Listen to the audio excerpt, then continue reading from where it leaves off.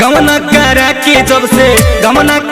के जब से लाइल भातार हो देवाल धके रोवता, हो देवाल धके रोवता।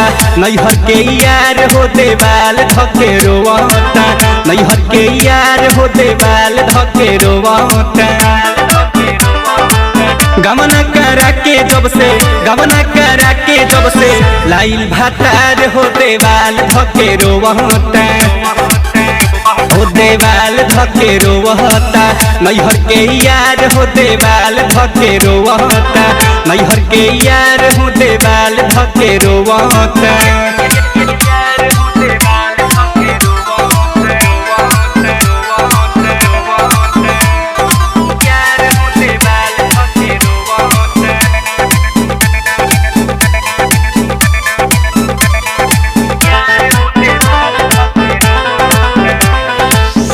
हमसे कहरत रहे जहान से भी ज्यादा, हो गइल शादी मिली ना आजादी टूटल सारा वादा।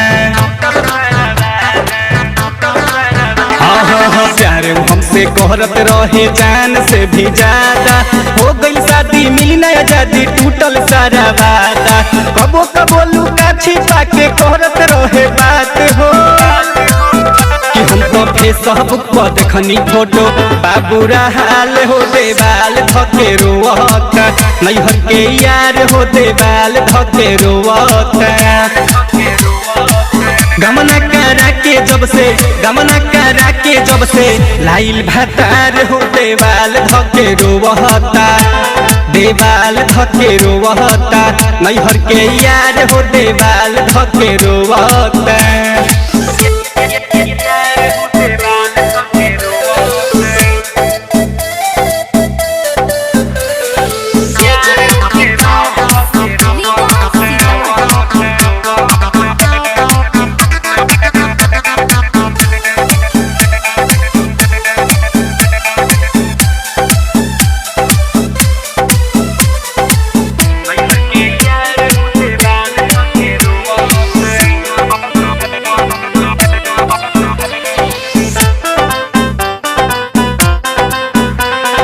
केकरा से कोही सखी दुख बड़े डाल हो, यारवा खानी प्यार कबो करे न भातार हो।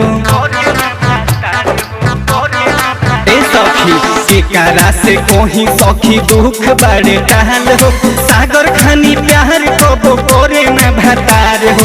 दिनों रात फोन से हरदम कहरत रहे बात हो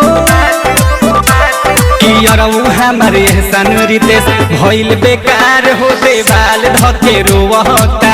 नैहर के यार हो देवाल धके रोवता। गमना करा के जब से लाइल भातार हो देवाल धके रोवता, देवाल धके रोवता। नैहर के यार हो देवाल धके रोवता। मां सरस्वती रिकॉर्डिंग स्टूडियो दिल्ली।